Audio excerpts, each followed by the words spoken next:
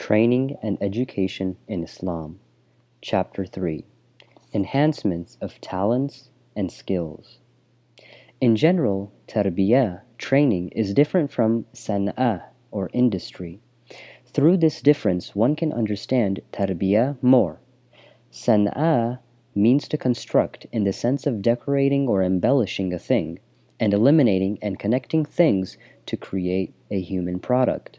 For example, we make a ring or another piece of jewelry from a piece of gold, give it a certain shape or finishing touch, and give it a specific state, thereby making it a finished product for us.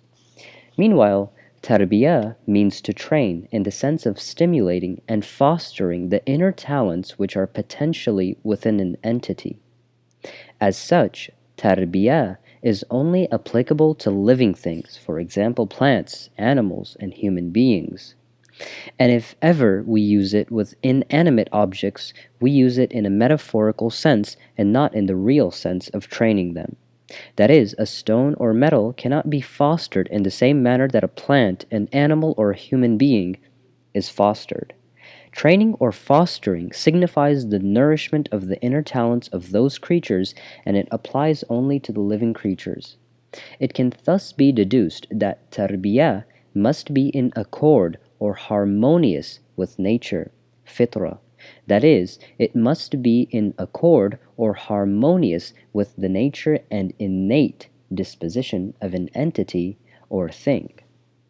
If an entity or thing is supposed to be nourished, one must strive to stimulate and engender the very talents within it. If a talent does not exist in an entity or thing, it is obvious that whatever does not exist cannot be fostered. For example, the talent to study a lesson does not exist in a chicken. For this reason, we cannot teach a chicken to learn mathematics and solve arithmetical or geometric problems. Any talent which does not exist in an entity or thing cannot be stimulated. Again, it can thus be deduced that fear, intimidation, and threat are not elements of tarbiyah, in the sense of training and fostering for human beings. Human talents cannot be fostered by means of bullying, beating, intimidation, and threats, just as a bud cannot be made into a flower by force. For example, by opening a bud to make it bloom as a flower, or by implanting a sapling and manually stretching it to make it grow. Its growth does not lie in stretching it. Imposed actions are not useful here. Only through the natural way of providing for its needs for soil, nutrients, water, air, light, and heat can it grow. The things which it needs must be provided through a subtle, mild, and graceful manner, that is, through its own way, in order for it to grow. But if we want to make a plant grow by force, we will not succeed. Here, the element of force has no role at all. In human training, fear and intimidation are also not factors of nourishment. Taking into consideration the state of the soul. In the sayings in Nahjul Balagha, this statement is quoted in 3 places. Hearts, or souls, are imbued with passion and power of advancing and retreating. Therefore, approach them for action at the time of their fervency and when they are in a mood for advancing, because if hearts are forced to do something, they will be blinded. Saying number 188 states, "The hearts become tired as the bodies become tired. You should therefore search for beautiful sayings for them to enjoy by way of refreshment." In this case, profound thoughts should not be imposed on them. They should be entertained with novel and rare words of wisdom, such as literary pieces, so as to refresh and reinvigorate them. Saying number 304, in which it is obvious that even worship or ibadah should not be imposed on the hearts, but rather they must be persuaded mildly and elegantly, states, "Sometimes the hearts move forward and sometimes they move backward. When they move forward, get them to perform the optional acts as well, but when they move backward, keep them confined only to the obligatory acts." All this shows that the state of the soul must be carefully taken into consideration, even in matters of worship. Even worship, if it is imposed on the soul, not only fails to bear fruit, but also brings about evil consequences. Russell's words. In his book, Marriage and Morals, Bertrand Russell makes a unique comparison. He was a man of letters. Apart from being a philosopher, he was a principled literary man and poet. He often used literary or poetic expressions in his writing, describing training based upon fear and intimidation as bear-like training. He says, "It is not guilt and shame and fear that should dominate the lives of children. Children should be happy and spontaneous. They should not dread their own impulses. They should not shrink away from the exploration of natural facts. Education has been conceived too much on the analogy of the training of dancing bears. Everyone knows how dancing bears are trained. They are put on a hot floor, which compels them to dance because their toes are burnt if they remain in contact with it. While this is done, a certain tune is played to them. After a while, the tune suffices to make them dance without the hot floor. So it is with children. While a children is conscious of his sexual organ, grown-ups scold him. In the end, such consciousness brings up a thought of their scolding and makes him dance to their tune, to the complete destruction of all possibility of a healthy or happy sexual life. Fear as a factor preventing rebellion. An explanation here is in order. Concerning the element of fear and intimidation, whether in the individual training of children or in the social training of adults, one question is this: are fear and intimidation an element of tarbiyah in the sense of training and nourishment? Or can fear be an agent of the spiritual growth of man? No. The role of fear is not to serve as an agent of growth. However, another question is this: is fear one of the elements that must be utilized for child rearing and social training?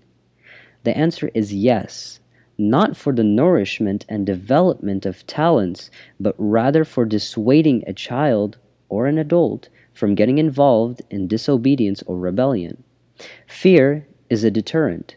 It is not meant for the nourishment and development of sublime predispositions, but as a preventive factor from the development of mean and wicked traits and the commission of acts of disobedience. Developing the child's awareness through the carrot and the stick. In some cases, therefore, the element of fear must be utilized. Although we do not consider fear as an agent of nourishment and growth in spite of its being essential, it must be noted particularly in case of a child, and this is an excellent point which is given more attention today, that he or she must be completely aware why he or she is being praised or punished. If children do not understand why they are being praised, and more importantly, if they do not understand why they are being punished, psychologically they are totally overwhelmed. Today it has been found out that many psychological ills are caused by inopportune, frightening, beating, and intimidation in childhood. Let me cite an example of something similar to which can be found in traditions. Let us assume that a mother lets her small child sit on the lap of her friend in a gathering. A small child does not understand that he should not urinate. For him, urinating is like drinking water. It makes no difference whether he urinates on his mother's lap or on his mother's friend's lap. He does it. His mother is embarrassed and gets angry and beats her child. Obviously, the child does not understand that this beating signifies a reproach for why he urinates there without telling her. What will be inculcated in his mind is that he should not urinate, and the consequence of this is that whenever he feels like urinating, he will experience some kind of agitation and disturbance. He will become afraid of urinating. Afterward, he will always be afraid of a natural human act, and this will possibly bring about physical, nervous, and psychological side effects. Such is the case of what is called taboo. From the perspective of the child, it is a logical fear, but for his mother, it is illogical. Therefore, we can read in numerous traditions that sometimes it happened that a child would be brought to the noble messenger, peace be with him, and his holy progeny, for a special supplication, for example. While on the lap of the prophet, peace be with him, the child would urinate. Its father or mother, who was there, would be embarrassed and get furious. The Holy Prophet would say, "Do not do anything to it." That is, do not stand in the way of its urine. Concerning his child and grandchildren, the Prophet had also kept this in order. That is, whenever and wherever the child wants to urinate, do not stop him as he starts. Yes, when the child reaches the point when he understands that he should not urinate on carpet, for example, that is, without the use of physical force, he would be accustomed not to urinate on carpet, and he himself would understand that urinating on carpet is not good. Then, if he still consciously does so, this would be an act of defiance on his part. That is, he would be acting obstinate in relation to what he understands. In such a case, employment of force may even be beneficial. But unless this point is reached, violence is definitely not beneficial. Speaking of the circle of adults, there is no dispute that the use of force is necessary in cases where an adult knows that he is not supposed to do a certain thing, but does it anyway in violation of existing rules and regulations. In such cases, there is no problem in using force to deter insolence. Hence, although we assert that fear, intimidation, and force are not agents of training and nourishment, they are essential elements. They are a condition of training, but not an agent of it. The period of spiritual blossoming. Another relevant issue here is that spiritual blossoming must be the foundation of human training and upbringing. In this respect, do the different periods in life make any difference or not? It is evident that they are different from each other. Some periods are more suitable or conducive to the blossoming of talents. The period after the age of 8, from the age of 8 up to about the age of 30, in which training is emphasized in traditions, is a very fertile period for the spiritual blossoming of talents such as intellectual agility, religious aptitude, and even moral predisposition. As such, part of the best period of every person is the period of studies, because the state of his spirit is receptive, and also at the time he is in a situation in which his or her knowledge, thoughts, enthusiasm, and feelings also develop in this age. For the Islamic seminary students, this seminary period is very conducive for learning. Those who spent many years at the Islamic seminary recall even in the autumn of their lives the happiness of that period, although in terms of financial condition, it was usually undesirable, and the later period was more desirable financially. In that period, most of them were in a state of poverty and indigence. Yet, since they were all at the same level, they were not annoyed. It was a very good period, for it was indeed the period of human progress. And if in this period a person were to be deprived intellectually and spiritually, it would be a loss which could not be said to be completely repairable in adult or old age. Another fundamental question is this: from the Islamic perspective, what comprises nourishment and training in man? Man has a body and a set of physical faculties, as well as a soul and a set of spiritual faculties. In the parlance of psychology, physical aptitudes are one set of aptitudes, while spiritual aptitudes are another set. Physical training according to Islam. The first question is this: are physical fitness and training encouraged in Islam? Some may say no. In fact, its opposite is enjoined, for we know that tan parwari or jism parwari, which is self-indulgence, is objectionable in Islam. So, in no way should the body be trained. In other words, since the assumption is that tarbiyah means fostering or nourishment, parvarish, it follows that the body must not be given tarbiyah because in Islam, tan parvari or jism parvari is totally condemnable and rejected. Yet, this is verbal sophistry. Tan parvari, in its true sense, that is, physical fitness, training, and nourishment, is not only unobjectionable in Islam, but in fact, it is even praiseworthy. For example, according to Islam, is it good for a person to do something to keep his eyesight strong or to do something to weaken his eyesight? There is no doubt that he should do something to keep it strong. As such, we have been given many instances in the traditions in which we are dissuaded from doing certain things as they weaken the eyesight, or we are enjoined to do other things as they keep the eyesight strong. As an example, we read in the supplication after the obligatory ritual prayers, salat, we say, O God, make us benefit from our hearing, sight, and strength so long as we are alive. Bestow light on my sight and insight in my religion. Is this temparvari in its negative sense? No. In fact, it is even a crime for a person to intentionally do something that will weaken his eyesight.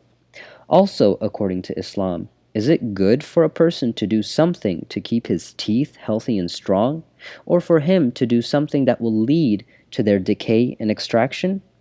Obviously, it is the former. Essentially, it is thus enjoined, brush your teeth and keep them healthy and prevent their decay. It is also enjoined to clean between the teeth after eating vegetables.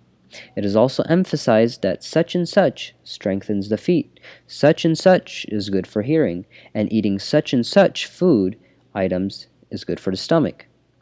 Taqwiyat jism means strengthening the body and keeping it healthy, which is encouraged in Islam. All these injunctions for moderate eating and against gluttony are meant for what?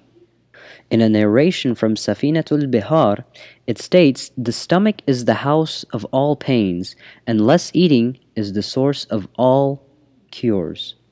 If these are tan parvari, then let man be gluttonous and extinguish himself in the process. Nourishment of the body in its true sense of keeping the body strong and fit is undoubtedly praiseworthy, and more or less it is one of the essentials of Islam. Even the philosophy of other matters such as sanitation, purification, and all these hygienic decrees in Islam are all meant for physical fitness. What we presently label tan parvari is actually nafs parvari, self-indulgence. When we say that Islam is opposed to tan parvari, we actually mean nafs parvari or shahwats parvari, hedonism.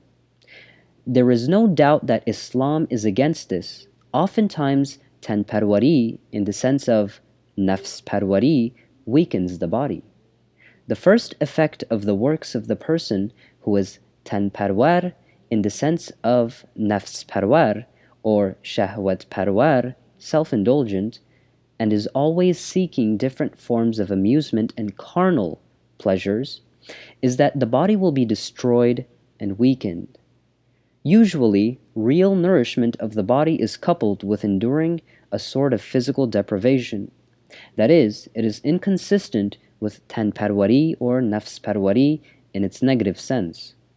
So we must not be mistaken and confuse the campaign of Islam against self-indulgence and hedonism merely because we call it tan parwari with the campaign against tan parwari, which means the real nourishment of the body and maintaining its well-being and fitness. But if a person concentrates on strengthening his body, his defect is not in strengthening his body, and, for example, he does not allow his teeth to decay, but rather in neglecting other aspects of his life. What is unpleasant concerning such a person is restriction. Let me cite an example. If you see that a child always plays, that is, he spends the time for other activities and playing, certainly you will get very angry. But this does not mean that you are totally opposed to the idea of the child playing. If one day the same child does not play, you will bring him to a doctor. Thus, for a person to spend all his time in physical training is not a good practice. But this is not because he maintains his body's strength, it is because he weakens other dimensions. That one must not engage in tanparwari means something else. In non-Islamic ways of life, such as the popular Hindu way of life, weakening of the body is desirable. Its adherents also oppose nourishment of the body in that sense. They are against not only with tanparwari in the sense of self-indulgence and hedonism, but also with the nourishment of the body. According to them, the body must also be kept weak. This has no room in Islam. However, there is no doubt that according to Islam, nourishment and training of the body is not the goal of man. It is desirable, but not in the sense of being the goal, but rather as a means and condition. That is, if a person does not have a healthy and strong body, he can also not have or never have spiritual well-being. Now, let us proceed to other dimensions of the soul. Aptitudes of the human soul. We have said that tarbiyah means fostering of aptitudes. Scientifically, we have to see first what human aptitudes are and what aptitudes within the human being must manifest. Then we have to see what value Islam gives to these aptitudes and what its logic concerning these aptitudes is. Different schools of thought have writings on the different aspects of this subject, but the present psychologists who have studied the human mind and soul have perhaps presented the subject more comprehensively.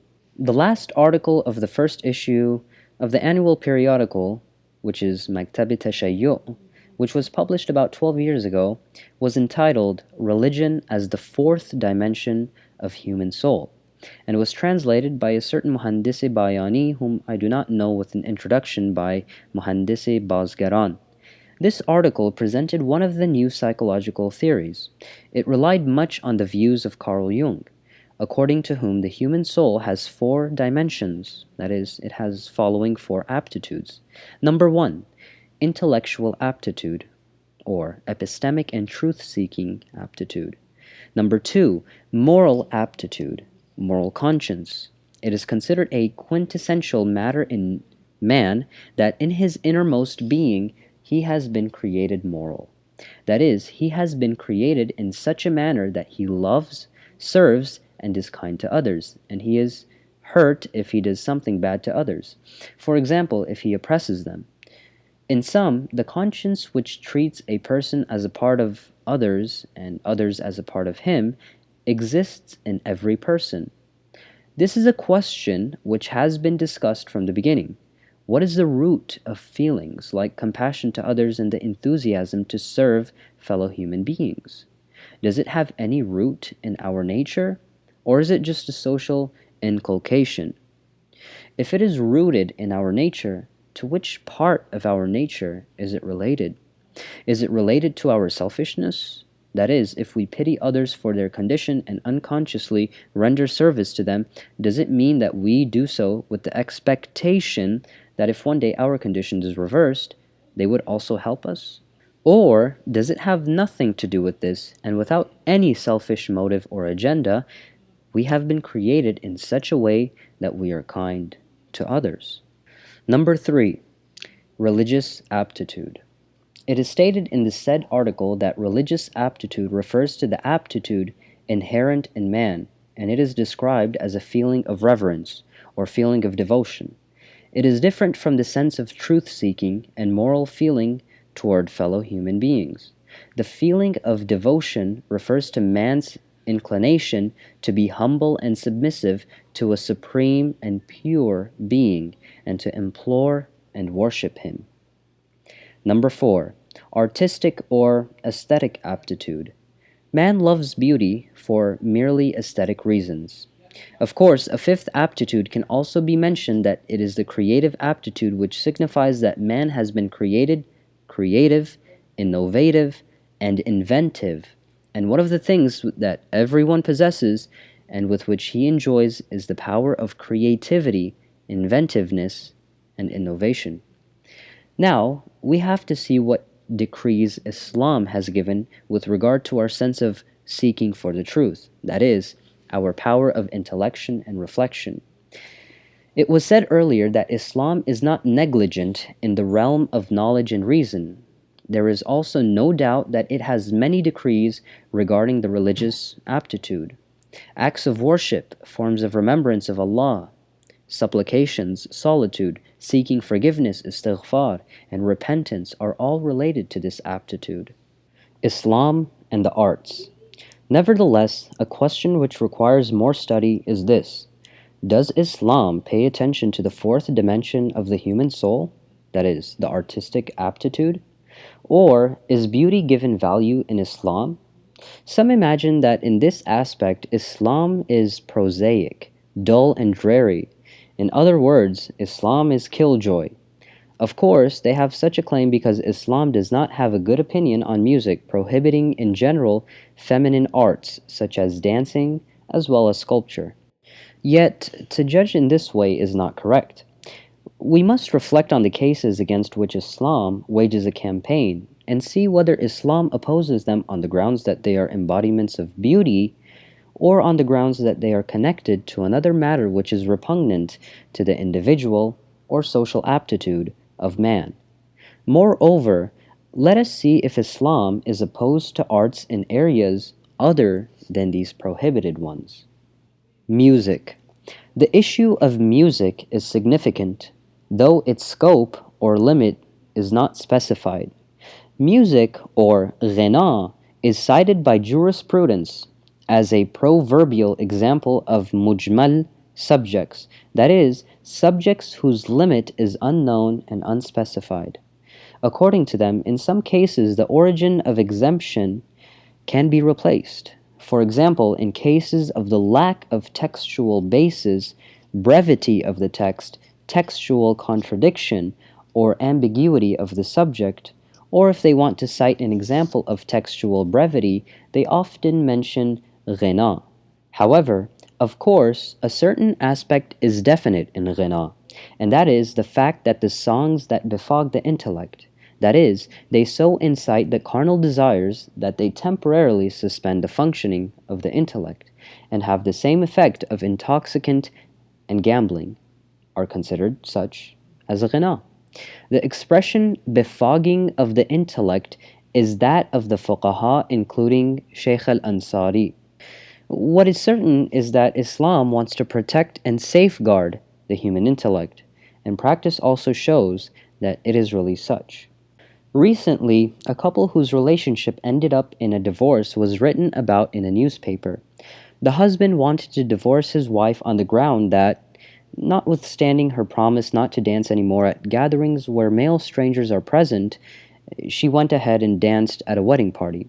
The wife confirmed his assertion and added that since she is good at dancing, when certain music was played at that gathering, she was so overwhelmed by it that she involuntarily rose up and started dancing.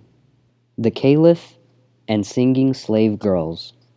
Mas'udi writes in Muruj al-Dhahab that during the time of Abd al-Malik, or one of the other Umayyad caliphs, when music and entertainment became prevalent, it was reported to the caliph that so-and-so was a singer, and he had a slave girl who was also a singer, and that she had corrupted all the youths of Medina, and that if she was not stopped, she would corrupt the entire city.